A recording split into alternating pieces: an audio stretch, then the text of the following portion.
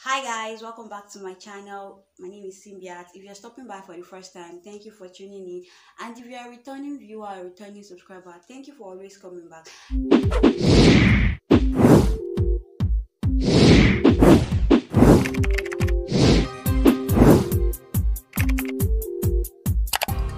The first thing I want to talk about now is this news that was on the media sometimes ago, like some few days or few weeks ago, depending on when you are getting to watch this video actually. It's about a Facebook group page. Super Moms, I think, yes, the group page is actually called Super Moms group page or something. And somebody brought an issue into the group page, like just whatever the person has been going through into the group page, seeking for their opinion and how she could go about it. And the advices that people give, guys, I'm just wondering that are we okay? Like, are we actually okay? Okay, so she had a daughter, and then her husband molested her daughter. Apparently the child is her husband's stepdaughter, and the child is a 15-year-old child. That's a 15-year-old girl. And then she brought it into the group page and was asking for what could be done. She was asking for advice on how she should go about it. And guys, the advices she got were crazy. They were hilarious. I mean, am I even supposed to say they were hilarious? Yes, they were funny, because I don't think anybody in their right senses should give that kind of advice. Most of them just wanted her to accept her fate. And also, most of them were blaming the 15-year-old girl. I mean, she's 15-year-old girl. You can't possibly say 15-year-old girl. I don't know the husband's age, but by calculation, for a 15-year-old girl, the mother is probably say 30. That's if she had that child at 15, which is almost unlikely. So let me say 30, which is almost unlikely again. So probably the mother is even more than 30. And then the husband is probably older than this mother, which is the most likely scenario in our country or in the world. The husband is usually older, so let's say some 5 years older than the mother. That's 35. So at the very least, the man is 35 years old and this child is 15. You have 20 years age gap, age difference. And so anybody or any of these women not seeing the need for this man to face the consequences of his action was beyond my imagination. Like, I was shocked. Where in the world should a 15-year-old be blamed for the consequences, or for the actions rather, for the actions of a 30-something-year-old man? That one shocked me. Like, it shocked me. I was in shock. Like, how can these women be so cruel? They are so cruel. For them to think that it's that girl's fault. Some of them were like, yes, she's nasty, she's already spoiled. In this world that we are, that girl is spoiled, but the man that gave in to that allowed whatever spirit or whatever it is that is inside him to act the way it acted, it's not spoiled, it's not callous. We're saying that the woman should accept her fate. That's the wife. She should accept her fate, and that these things happen very often in relationship, and that's why they should avoid something like that. And by avoiding something like that, I guess the writer mean avoid having stepchildren. Avoid bringing your stepchildren into your new husband's house or something. So because you cannot trust them, my dear. Let's just say people are going through things in this world, and that's what I was saying about getting your advice from the right source. It's very important. Imagine you getting advice from those kind of people. What in the world is that advice that they've given now? What in the world is that advice? I mean, they themselves even need to be advised, and they are giving advice out to people. I cannot imagine that kind of thing. So let's just move away. And then another person that said something that stuck, and it was about something I even mentioned in the last video that I released about people getting empowered. So when they said that she had nothing to do, she had nothing doing, and if she takes her other children plus this child out of that man's house, how is she going to survive? How is she supposed to cope? I think the law is not doing enough for people like that. As much as I'm not going to say that she should have put all her burden on this man, well, from the onset, but then we don't know the agreement of their relationship anyways. But now that it has happened the way it has happened, if the law was the law, it's supposed to back her up. That man is supposed to be prosecuted. I don't know. You did something bad. You should be ready to face the consequences of your action. I mean, how? How on earth? And she should still leave. Does she have any family member that are really going to love her regardless? Because she should still leave. You're saying that the man would not do that to his own children. Are you serious? Do you think so? Yeah, I don't know so. Because for someone to do that to a child that is your wife's child, there are some things, there are some boundaries you should not cross. There are just some boundaries you should not cross, irrespective of the relationship that you have. But that means someone like that can actually sleep with the wife's sister, because there is a relationship between the wife and the sister. The same kind of relationship that there is between the mother and the daughter. Hey, goodness. See, I just feel like that group, maybe they should just I don't know what's the right word. They should just close that group up. Facebook should just help us to find out to take that group off Facebook, because it's like they're about to mislead women, and we're not going to stand for that. I think that man should be prosecuted, reported to the appropriate authorities, and then that child should be taken for counseling and therapy. She needs it. She needs to know that it's not her fault that something like that happened, and she needs to be aware and informed about what has happened to her. Because at the end of the day, these people grow up to either become super sexually active or resent men, good men, because of something that one man has done. I don't want to curse people. It just crossed my mind that I was just thinking about the whole sensitization thing. So I am a member of the drug-free club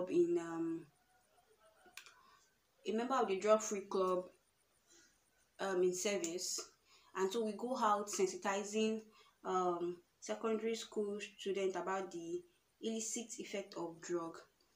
And then I remember that when I first came into service, and I was wondering why we do not have patrons or anybody, say NDLA, NAFDAC, or even SON, Standard Organization of Nigeria, backing or assistance in getting around whatever it is we're supposed to do. And then we went to our hairline, then our ZI then is late now. May his soul continue to rest in peace. We went to him and we asked for a contact of any member, any agents from these bodies, and he said that we should go into the community, look for drug problems, and then come back to him with our drug problem. He actually referred to it as mandate, and I was wondering that was mandate. Mandate is like an authority, and I think we already have that already, because we didn't choose the group ourselves, so we already given a mandate to do that. So he said that we should go out there, and I'm like, a drug problem? I mean, do I have to start looking for a drug problem that we all know exists? But he didn't end up giving us this before he passed. So we just went about doing our own normal activities, going from schools to schools, telling them about drug. But I get his point, because he also said something that he does not want us to just go and be telling these kids about drugs and then exposing them to drug. Now, this is the basis of my discussion. What sensitization is too much? When does sensitization become too much? I mean, I've always thought of sensitization as a very good word, a very positive word, but I think it can also be very negative. Sensitization is in both ways. So it's just passing across a sensitive information. Do you get? That's just in summary what it means. Passing across a sensitive issue, and any issue can be sensitive, from drug abuse to sexual immoralities to different social vices in the society right now. All these things are very sensitive issues, and the way we table them, sensitively or insensitively, would determine how our audience receives it. After what he said and the feedback I got, I begin to wonder that are we somewhat causing the drug problem rather than taking it away? Because I now begin to have doubts. I didn't know what was what again. I didn't even know what to believe at some point. I was wondering, could it be that I'm causing what I'm trying to stop by making them know about it? I begin to question our purpose as a group.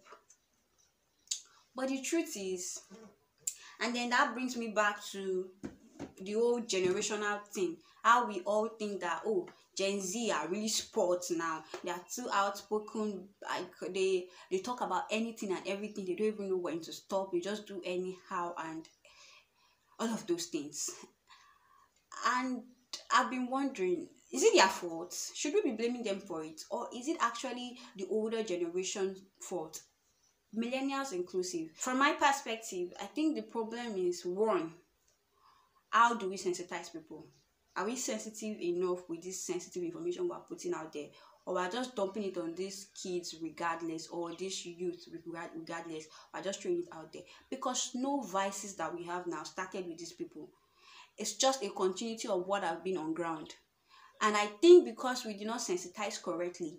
Now let's use immoral sex now, or casual sex being a thing now as an example. So we have realized that our parents really tried to curb the occurrence that are happening now. And what was their method? I won't say that they are wrong, because that was what they felt was right then. And who am I to even blame them? Do I even know what's the best method should be? I'm just talking based off what I think. This is just my opinion, and that's why I'm saying that it's not absolute. It's how I feel right now. I can go through life again the next decade or the next 2 months, and I see things differently, and I say, oh, whatever it is I'm saying now isn't going to work or something.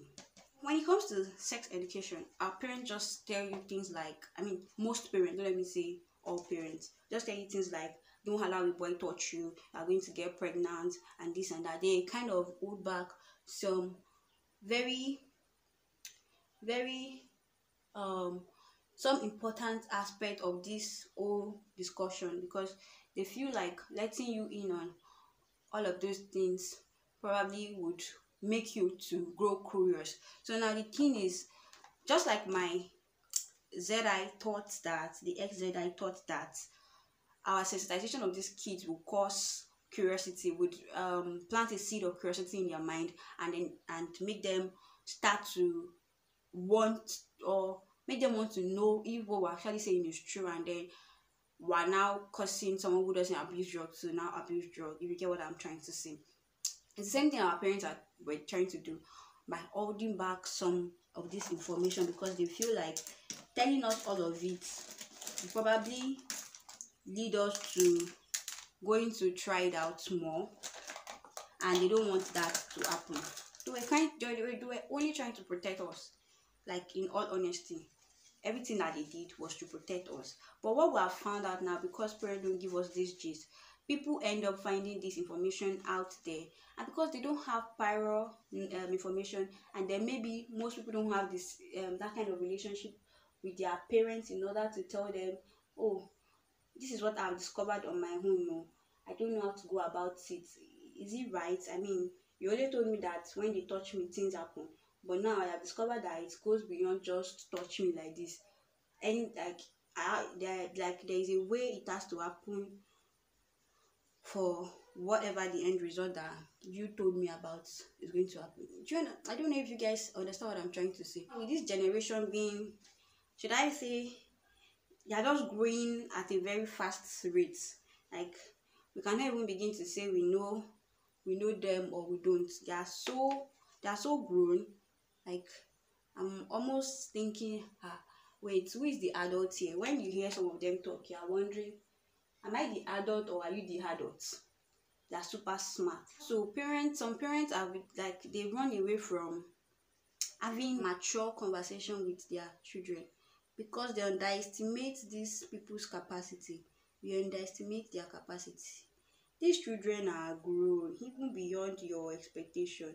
Let's stop underestimating their capacity. Let's start talking to them more. So there is this thing that happened today on Twitter.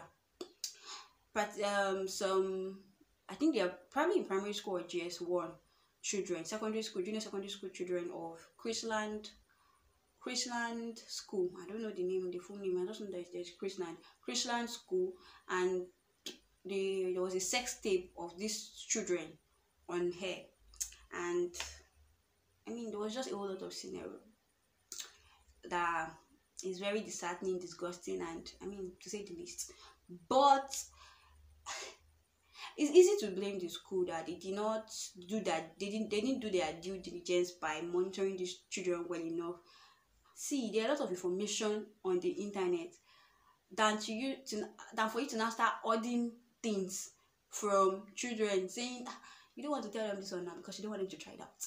These children have information that you don't have, in fact.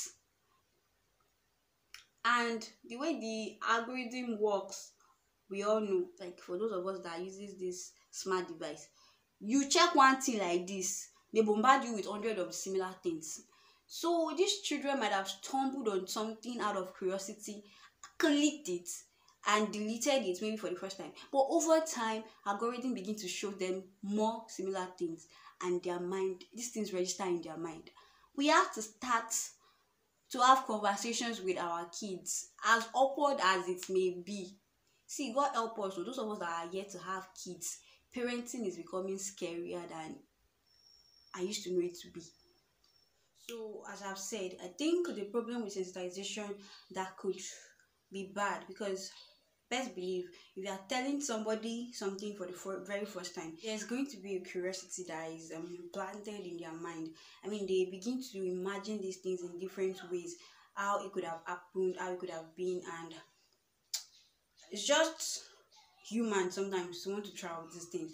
So I mean, when we are sensitizing them and while we're also telling them the dangers of these things, we should give full information and not really have information sometimes. Like sometimes that information we are withholding from them is what they are going to they are going to find outside, and they will probably look at us as liars or as we don't know what we're talking about, rather than we trying to protect them. Do you understand? So in this era, and with the social media being everywhere, I think people should have better communication, talk more. When you're trying to bring to somebody's knowledge something new, find ways to tell them, and also create follow-up plans. So getting the new data that they have gotten, because really they are also going out there to meet other people. As much as they are trying to put them out there to champion the correct or the positivity that you have put in them, you also know that they are going to meet negativity. And if you have not prepared them for that negativity, or for all those negative things that they are going to encounter, best believe you are going to probably be carried away. Because these days negative things, they look like say they're fancy. You know that thing that all that glitters are not gold. As regards to the news that is on circulation this morning about those children and everything, I think parents now, seeing that this have happened, they should not try to just evade the whole situation and be like, it can never be my child, it can never be me. Yes, God forbid it be anybody's child, but the truth is, this thing are happening and we cannot even shy away from it. So let's try to have this communication with our children, with our siblings, our younger ones, especially people that's just growing and are just consuming a lot from social media and the whole world entirely. The way you have a conversation with a kid is going to be different from how you have a conversation with an adult. And see, I know that we are not all good with this communication thing. Even me, I'm still trying. Communication is one crazy thing that it's like it evolves. Like you have to evolve with it. You have to know your audience. You have to know the way you're going to present it to a particular person. The way you talk to your age mates is different from the way you talk to these young people, or the way you talk to an elderly person. And some people are so graced, they know how to transition and how to manage all these ranges and everything, but not everybody is as that range. So sometimes you have to seek help again. So back to us using therapy. I mean, we should start looking at therapy, and therapy does not even have to be expensive. If you know someone that you trust that is a good person, or that is morally upright, or just depending on whatever the thing you want to speak to these children about is, you can talk to them. It could be a pastor that you think that is morally upright. It could be your imam that you think that, yes, this person, I can trust that they can talk sense into this child. It could even be your mother or your friend or something, people that you can trust with this information.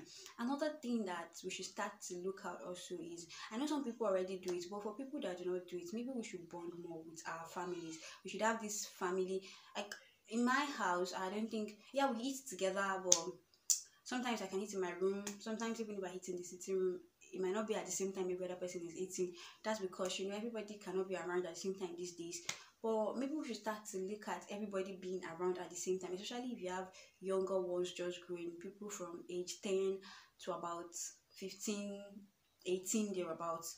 If you still have them around, like from, I say age, that's age 10. Okay, age 10, because I feel like these younger ones, but see, let's not even exclude anybody. Maybe from age when they can start to eat, when they are no more suckling and all of those things. From that age up to 18, let's have like round table, let's have family dinners. If we cannot even make time for breakfast and all of those things because we have to rush off to work, but let's see, that's one thing about accumulation of wealth. Everybody thinks because they have money they are wealthy, because see, money alone is not wealth. You have to have time, you have to impact people. So what's the accumulation of all that money if you don't impact anybody, if you don't have time for your family, if you don't have time for yourself? So let's have time, let's have family time, because it's in that moment that you begin to hear some things. It's when people are talking about your day-to-day activity. Even if the guy, your child, have decided to hide that information from you, maybe because of the joy of everything, it can mistakenly share, and you can even dwell on that to find deeper things that he or she knows. And I think sometimes it's not always about scolding these children. Hey, where did you learn that from? Where did you do these things? See, sometimes when you shout at them, when you scold them so much, it makes them withdraw. So you have to find the best method. If you scold them and you see that it's still not getting the results you want, then maybe you have to be calmer with them. If you are calmer with them and you think you still not get the results you want, then you have to be open with them. Like, you have to scold them. Let's just manipulate these things. So the family time is really very good. Also, let's always supervise our children, like around their friends and everything. See, children evolve, things happen to their body, especially when they are getting towards puberty. Things happen, things changes, they begin to feel things, they begin to see the opposite sex somehow, and all of those things. It happens. Let's not pretend or act like we don't know that these things happen. We try to start helping them. When you sense something like that, I mean, how well can a child hide? So as I was saying, supervised friendship, supervised relationship. Your children, supervise their relationship. Have their friends come over. Don't always chase them away, because you are never going to be with them at every time. If you say you don't want to see them with a particular person, I mean, there's only little you can do. You think you tell a teacher in school that you want to see a data with that person, the teacher should monitor them. See, there's only little that teacher can do. The teacher also has his own problem at home. This country has, everybody's moving mad in this country. The heat is crazy. The economy is mad at everybody. And you want them to now start. It takes the grace of God for somebody to have that kind of heart to now say, don't come and be training your own child for you. So instead of that, let those friends come home.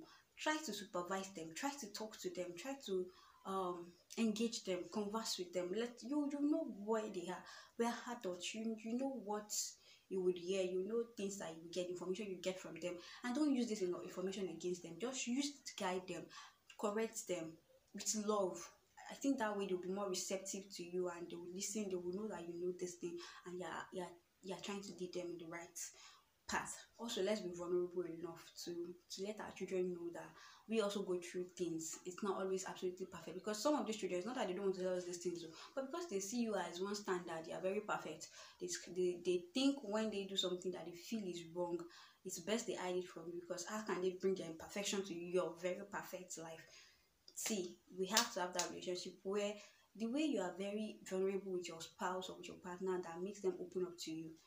We have to start having that kind of relationship with our children, so that they will open up to us, so that we'll be able to talk to them, we'll be able to talk to us. and there will still be that mutual respect, the kind of respect that you want. You don't lose it at that. I think that works too. Also, hey guys, I cannot overemphasize this one. Family show, like, also part of bonding. Have like a family show, watch things together, and while you're watching these things together, some of these things addresses major issues as much as they are also sensitive informations, and it might be only a fragment of this information as I've said earlier, but still let them hear their opinion, because it's from hearing what they think about a particular thing that they see that you're able to tell where their mind is at, where their head is at, what their reasoning is like. Because you'll be shocked that someone you think knows nothing knows a great deal of things when they talk concerning a particular issue. So, and that's not to say you watch 18 plus or movies that are not within their age range in their presence. No, family movies, movies that family can watch together. Basically, sensitization can either be good or bad depending on how you're passing across your message to the audience. So you have to know the right way to pass across the message and why you're sensitizing, because whatever it is that you're sensitizing them against might not be something that will disappear instantly, especially if it's a correction you're trying to make or you're trying to avoid a scenario. It might not be something that happens immediately, and if you are talking to an audience that are getting this information for the very first time, you have just planted a seed in them, and if you are not coming back to water whatever seed that you have planted in them so that it grows in the right direction and according to proper thing, you nurture it, then you have left that seed to grow anyhow it wants to grow. It can sprout anyhow it wants to, and before you know it, it becomes uncontrollable. So that's what I think right now, that instead of we blaming Gen Z and all of these things, I think it's okay, we should stop blaming anybody. We should just stop the blame game. It's not helping anybody anymore. Yes, we understand they are everywhere, they are out there, they are doing things, and you are almost thinking, what is wrong with these children of nowadays? But it's not their fault, it's what we have given them. And over time, we've always expected that people grow up. I mean, we should be happy that they are growing up, they are doing things adults should do now. Abby, shouldn't we be happy? Is that not what we've always wanted? No. So we should stop the blame game. We should stop pretending like they brought it. No, it's not new. They did not bring it. It has happened in the past. And all the vices right now are there. But because we have not sensitized correctly, we have caused so much damage that now sensitization is even beginning to look like more damage than a solution. So what we can do now is still sensitize, but while we're sensitizing, we're following up, and we're also treating this thing with love rather than condemnation. Hello, is anybody with me? God bless you. Rather than condemnation, please and please treat it with love. Love them, admonish with love, correct with love, guide with love. See, even that people, that family, you think, I cannot allow my child to play with the family. They are going to the same school, but you don't want them to have a relationship because you think their family is wayward, or their family are not morally upright, or something. I think the best shot you have, rather than telling your child to stay out of it, because if you have noticed that for the first time your child did not listen, the second time your child did not listen, the other person is actually a child, and you are judging that child because of the parents and everything. You have decided to say, by what you can do is because bring that child in, not as to start living with you, but invite the child over for lunch after school. Let them do assignments together, let them play together, have conversations with them. Also, please parents, siblings, let your younger ones, let children be children. Let them enjoy their childhood. Let them play with sand.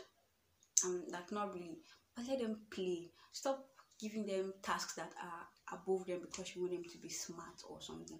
No, let them enjoy, let them play, let them enjoy life, let them explore and feel the childhoodness, because it is by us trying to put them out there, celebrating and want them to blow. Your child has one talent, you are beginning to push that talent.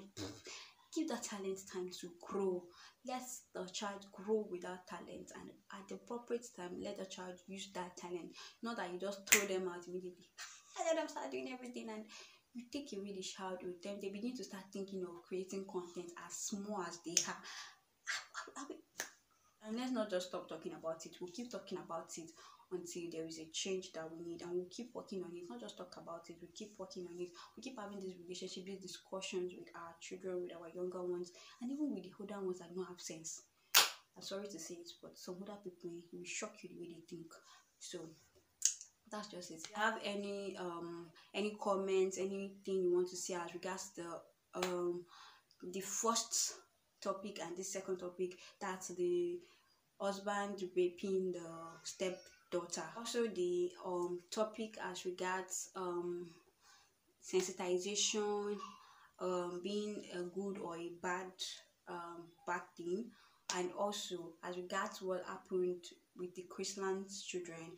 What are your thoughts on that, and how do you think we can better navigate these things to have a saner society with our younger ones having a safe space to grow? Okay, that's all. Please guys, don't forget to subscribe, like, share, turn on post notification after subscribing so that you can get notified as soon as I drop my content, as well as comment. Guys, thank you very much for stopping by. Thank you very much for watching up until this moment. It really means a lot to me. Love you all. See you guys in my next video.